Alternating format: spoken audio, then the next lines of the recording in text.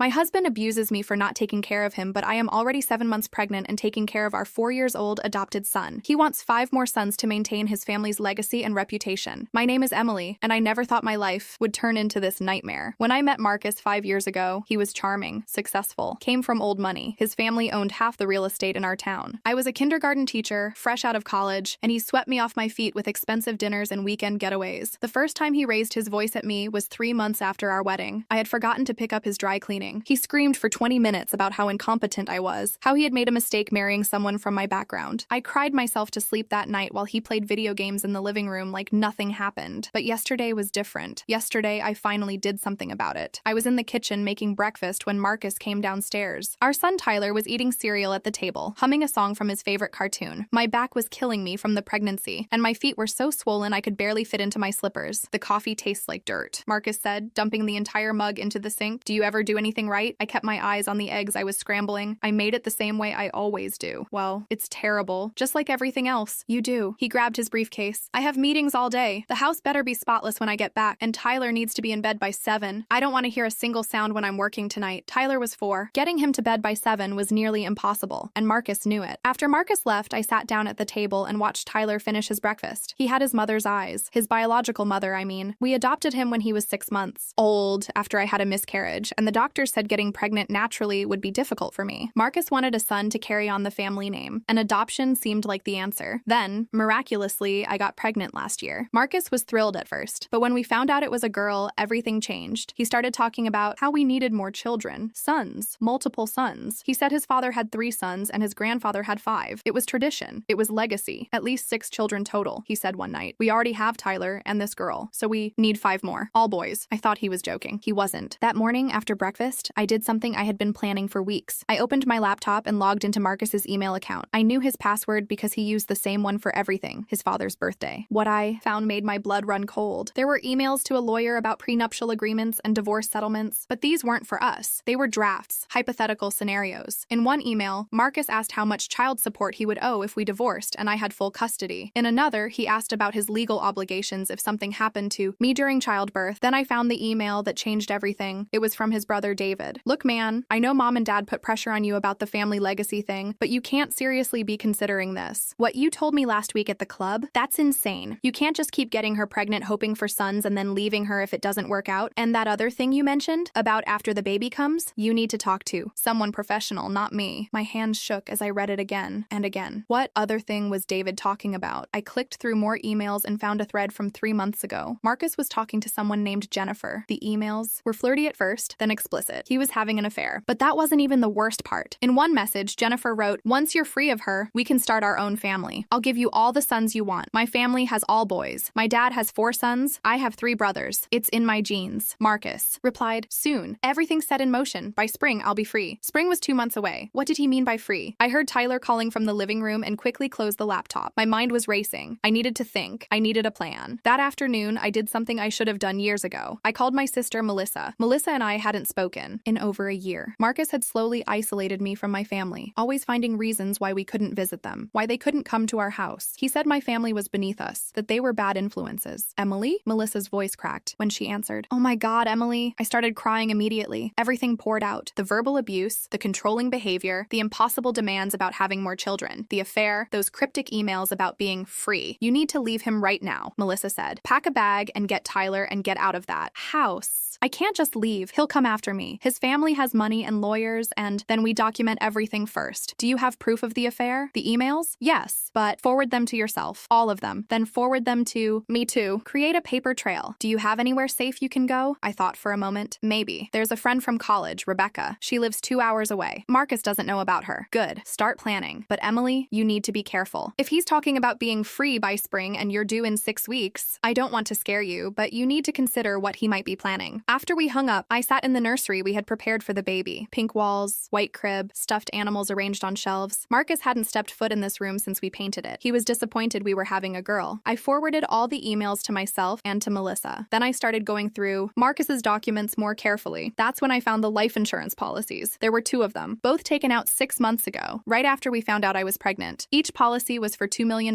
I was the insured party on both. Marcus was the beneficiary. $4 million if I died. My heart started pounding so hard I thought I might pass pass out. I had to grip the edge of the desk to steady myself. He was planning to kill me. The pieces fell into place. The pressure about having more kids, the affair with Jennifer who supposedly had good genes for boys, the emails about being free by spring, the life insurance policies, David's email mentioning that other thing. Marcus was going to make my death look like a complication from childbirth. I thought about the prenatal vitamins he insisted I take, the ones he bought from some boutique pharmacy instead of just getting them at the regular drugstore, the special protein shakes he made me drink every morning, the way he always insisted on driving me to my doctor's appointments, sitting in the waiting room, walking me to the car afterward. Control. It was all about control, and soon it would be about murder. I grabbed my phone and almost called the police, but then I stopped. What would I tell them? That my husband bought life insurance and had an affair? That his brother sent a vague email? I had no concrete proof of a murder plot, just suspicious circumstances, and Marcus's family had connections everywhere, including the police department. His uncle was the county sheriff. I needed something more solid. That night, Marcus came home late. I pretended everything was normal. I served him dinner, kept Tyler quiet, went to bed early, but I didn't sleep. I lay there in the dark thinking, planning. The next morning, I made an appointment with a different doctor in the next county over. I told the receptionist I was visiting family and needed a routine checkup. When I got there, I asked them to run every test possible. Blood work, urine samples, everything. Is there something specific you're concerned about? The doctor asked. I hesitated, then said, I just want to make sure everything is okay with the baby. And with me. The results came back 3 days later. The doctor called me personally. Mrs. Chen, we found something concerning in your blood work. You have elevated levels of a substance that shouldn't be there. It's a compound sometimes found in certain types of supplements, but at high doses it can be toxic, especially during pregnancy. My throat went dry. What kind of supplements? It's actually found in some bodybuilding products and herbal remedies. Do you take anything like that? The protein shakes, the vitamins. My husband makes me protein shakes every morning. He says they're for the baby. There was a long pause on the other end. Mrs. Chen, I think you should come back in, and I think you should consider talking to someone about your home situation. That's when I knew I was right. Marcus was poisoning me, slowly, carefully, so it would look like pregnancy complications when I finally went into labor. I sat in my car in the parking lot for an hour, shaking. Then I called Melissa again. We need to move faster, I told her. I can't wait. I need to get out now. Okay, here's what we do. Over the next week, I carefully executed our plan. I opened a secret bank account and started transferring small amounts of money from our joint account. $20 here, $50 there. Nothing Marcus would notice. I packed a bag and hid it in Tyler's closet behind his winter clothes. I contacted Rebecca and asked if Tyler and I could stay with her for a while. She said yes without hesitation. I also did something else. I set up a small camera in the kitchen, hidden in the plant, on top of the refrigerator. I needed proof of Marcus tampering with my food or drinks. It only took 2 days. On Wednesday morning, I pretended to go upstairs to take a shower, but instead, I crouched on the landing, watching through the baby gate. Marcus came into the kitchen and opened the refrigerator. He pulled out the protein powder and my prenatal vitamins. Then he went to his briefcase and took out a small brown bottle. I watched him measure out the protein powder, add water, then carefully tip the brown bottle over the shaker cup. 1, 2, 3 drops of clear liquid. He mixed it all up, put the brown bottle back in his briefcase, and called up the stairs. Emily, I made your shake. It's on the counter. Thanks. I'll be down in a minute. I waited until he left for work. Then I dumped the shake down the sink and retrieved the camera footage. I had him. Clear video of him adding something from an unmarked bottle to my drink, but I needed more. I needed to know what was in that bottle. That night, while Marcus was in the shower, I went through his briefcase. The brown bottle was tucked into a side pocket. I carefully poured a small amount of the liquid into a plastic baggie and sealed it. Then I put the bottle back exactly where I found it. The next day, I drove 3 hours to a lab in a different city. I paid cash and gave them a fake name. I asked them to test the liquid and tell me what it was. This will take a few days, the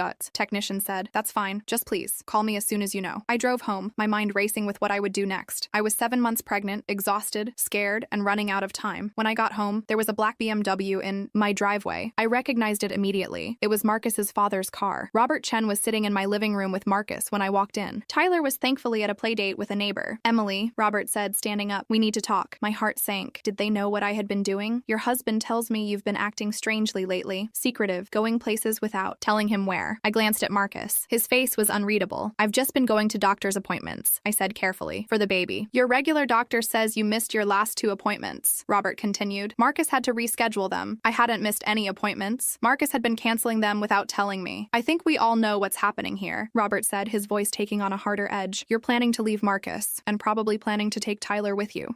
Let me be very clear about something, Emily. Tyler is a Chen. He may not be biologically ours, but we adopted him into this family. If you try to take him away, we will use every resource at our disposal to fight you, and you will lose. Are you threatening me? I'm explaining reality to you. You signed a postnuptial agreement 2 years ago. Do you remember that? I did remember. Marcus had told me it was just a formality, something his parents wanted for estate planning purposes. was, I had been so tired that week, dealing with Tyler's daycare issues, and I had just signed it without reading it carefully. That agreement states that in the event of divorce, custody of any children will be determined based on who can provide the most stable home environment. Marcus has family money, a career, connections. You're a part-time teacher with no family money, and he glanced at my pregnant belly. Questionable decision-making skills. Questionable decision-making? Getting pregnant when you knew Marcus wanted to wait. It put stress on the marriage. I almost laughed. Marcus had been the one pressuring me about having more children, but of course Robert didn't know that. Or maybe he did and didn't care. I want you to understand something, Robert continued. This family has a legacy to protect. Marcus is the eldest son. He has responsibilities, and you, frankly, are not living up to your responsibilities as his wife. After they left, I sat on the couch and cried. I felt trapped, helpless. Even if I got proof of Marcus's poisoning, even if I left, I might lose Tyler, and my unborn daughter would be born into a custody battle. But then my phone rang. It was the lab. Ma'am, we've completed the analysis of the liquid you brought in. You need to hear this. The substance contains a compound called pennyroyal oil. It's extremely dangerous for pregnant women. Historically, it's been used to induce miscarriage, and in higher doses, it can cause liver failure and death. My hands started shaking. Are you sure? Absolutely. This concentration is high enough to cause serious harm, especially with repeated exposure. If you've been ingesting this, you need to see a doctor immediately. And I have to ask, where did you get this? My husband has been putting it in my drinks. There was a sharp intake of breath on the other end. Ma'am, you need to call the police. This is attempted murder. After I hung up, I sat there for a long time. I had proof now, real scientific proof. But Robert Chen's words kept echoing in my mind. The family connections, the lawyers, the custody battle. If I went to the police, Marcus would be arrested. But would he be convicted? Or would his family's lawyers get him off? And even if he went to prison, what would happen to me and the kids? Robert had made it clear they would fight for Tyler. I needed to be smarter about this. That night, I made a decision. Instead of going to the police immediately, I contacted a lawyer. Not just any lawyer. A family law attorney 3 hours away who specialized in cases involving abuse and parental rights. Her name was Patricia Morrison, and according to her website, she had won multiple cases against wealthy families trying to use their resources to control custody proceedings. I met with her the next day, bringing all my evidence. The emails, the insurance policies, the video footage, the lab report about the pennyroyal oil. Patricia listened to everything, taking notes, her expression growing darker with each revelation. Emily, this is one of the most clear-cut cases of attempted murder I've ever seen outside of a crime drama, she said when I finished. But you're right to be cautious. The Chen family has a lot of influence. We need to approach this strategically. What do you suggest? First, we document everything and create multiple backup copies stored in different locations. Then, we get you and Tyler somewhere safe. After that, we file for an emergency protective order and press charges simultaneously. The key is doing it all at once so he doesn't have time to react or disappear. But what about Tyler? His father said that post-nuptial agreement he mentioned, I'd need to see it, but most of those agreements don't hold up when one party was being coerced or didn't have independent legal counsel. And given that Marcus was literally trying to poison you, any judge would see through his custody claims. For the first time in weeks, I felt a glimmer of hope. There's something else, Patricia said. You mentioned his affair with Jennifer. Do you have her last name? I pulled out my phone and showed her the emails. Jennifer Hartley. Patricia typed something into her computer, then frowned. Jennifer Hartley. That name sounds familiar? She clicked through a few screens. Oh,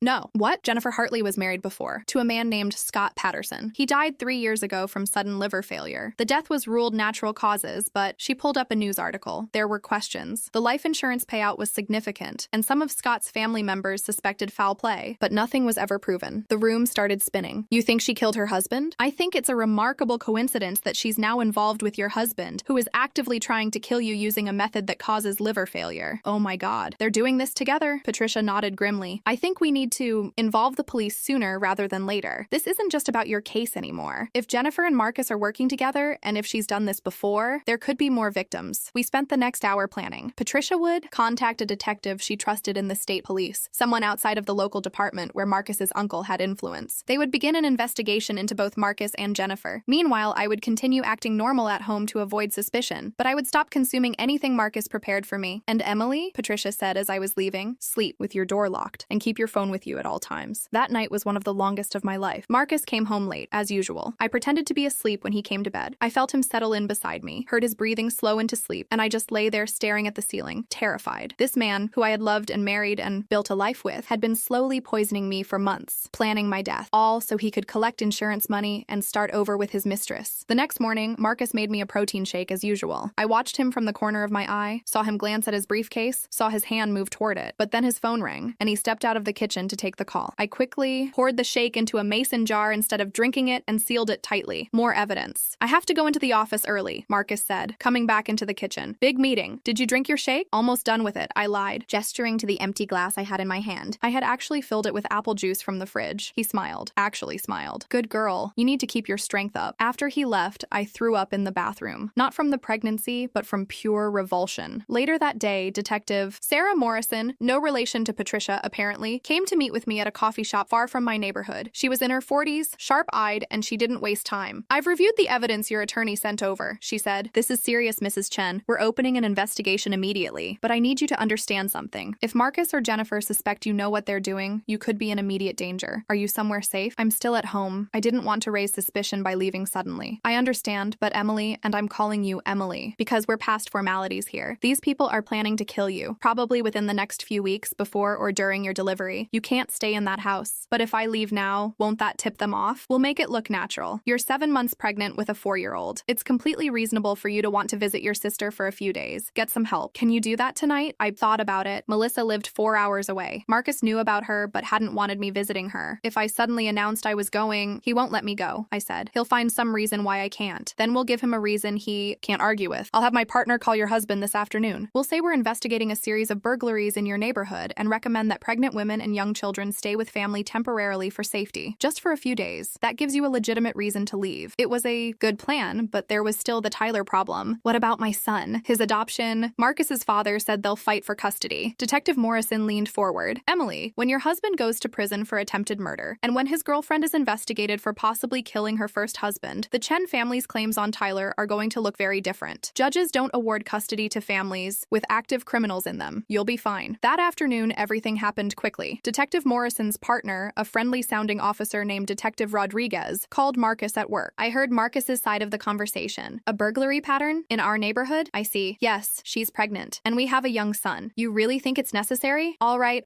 I'll talk to her. When Marcus called me, he actually sounded concerned. Emily, the police just called. There's been a series of break-ins in the area. They're targeting homes during the day. They suggested you and Tyler might want to stay with family for a few days until they catch the guy. Oh no, really? Maybe I should call Melissa. Yeah, that's probably smart. I don't want you and Tyler here alone while I'm at work. When can you leave? I can pack tonight and drive to her place tomorrow morning. Good, that's good. I'll feel better knowing you're safe. The irony of that statement almost made me laugh. That night, I packed carefully. Clothes for me and Tyler, important documents, my evidence file hidden in Tyler's diaper bag, and the mason jar with the poisoned shake. I acted cheerful around Marcus, thanking him for being so concerned about our safety. He was especially affectionate that evening. He rubbed my feet, asked how I was feeling, talked about names for the baby. It was surreal, like talking to the man I thought I married, not the man who had been poisoning me. Before bed, he made me one more shake. For the road tomorrow, he said. Keep your energy up for the drive. I took it upstairs and poured it into another mason jar when he wasn't looking. The next morning, Marcus helped me load the car. He kissed me goodbye, hugged Tyler, put his hand on my belly. Take care of my girls, he said. Your girls? I repeated, surprised. He had been so dismissive about the pregnancy being a girl. Yeah, I've been thinking. Maybe having a daughter won't be so bad. She can marry well, bring another good family into our legacy. He smiled. As long as we have those 5 sons too. I drove away feeling numb. He was already planning to control our daughter's life, marry her off for family benefit, and he still expected me to have 5 more sons. None of that was going to happen. I called Detective Morrison once I was an hour away. I'm out. I'm driving to my sister's. Good. Stay there. We're moving forward with the investigation. We should have enough for an arrest warrant within 48 hours. We're also bringing Jennifer in for questioning about her first husband's death. What happens now? Now, you stay safe. Take care of yourself and your son. Let us handle the rest. But things didn't go as planned. That evening, Melissa's doorbell rang. It was Marcus. What are you doing here? I asked, my heart pounding. Tyler was upstairs watching cartoons, and Melissa had gone to the grocery store. I wanted to check on you, Marcus said, stepping inside without being invited. Make sure you got here safely. I'm fine. You didn't need to drive all this way. 4 hours isn't that far. He looked around Melissa's modest apartment. His lip curled slightly. This is where you're staying? There's barely room for you?